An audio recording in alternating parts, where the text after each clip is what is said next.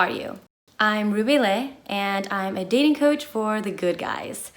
Think of me as like the Asian female version of Hitch. Tell us about your first date. It was back in high school. I was really shy and awkward back then, so I think it was the first boy that's really liked me, and he asked me out. And back then it was so simple. I was just taking a walk to go get some boba and watching anime.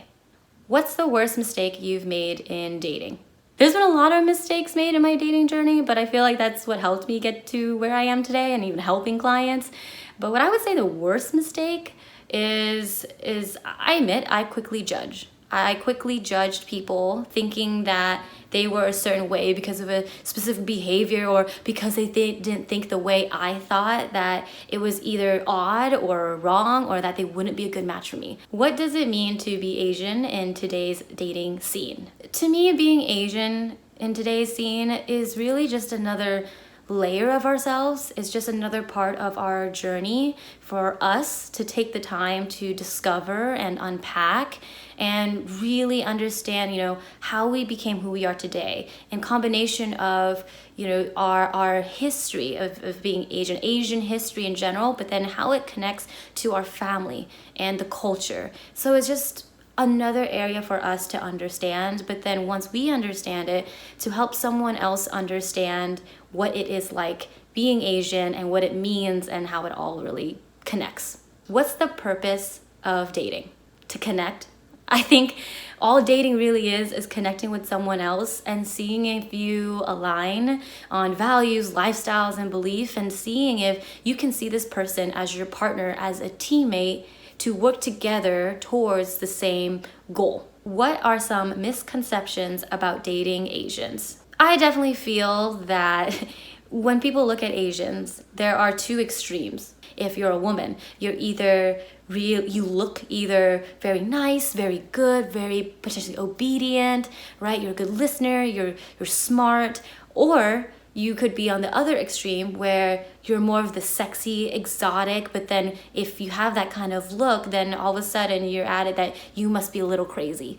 For men, once again, there's the extremes. There's the nice guys who many times Asian men have been labeled as that, as always catering to you, always so kind to you, always doing what you want. But then there are the other extremes where they're the men who are very controlling, have a temper, very selfish, has an ego, right? And doesn't care for your feelings. Like, there's two extremes, and I don't really hear people talk about the middle.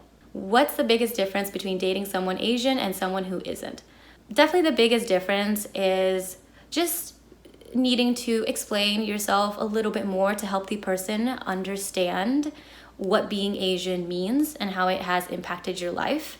So if you're dating someone Asian, even if they are a different ethnicity or type of Asian from you, there's still an underlying kind of understanding that you don't really have to explain, right? But if you're dating someone that's not Asian, then you have to explain it a little bit more, and also kind of explain your culture, why things are the way it are, what certain traditions mean. But once again, that can still fall for being Asian, but I will say there's just a little bit more explanation that is involved if you're dating someone that isn't Asian. First date, coffee, drinks, or dinner? For me, drinks. I always say keep it casual, light, open. Quite honestly, being able to sit at a bar casually next to each other creates a better kind of intimate setting to start off a date. It's much better than sitting across from each other at a table, and especially for a dinner, you feel like you're kind of stuck there.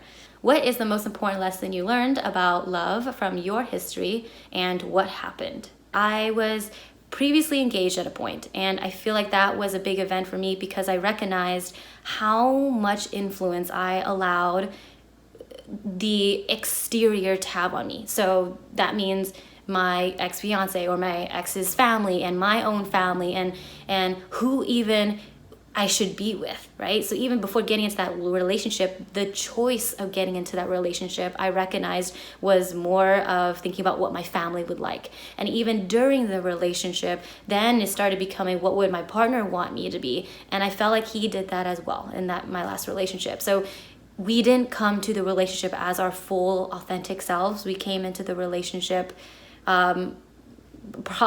with pieces of who we should be. But What I've learned is at the end of the day, I choose who I want to be.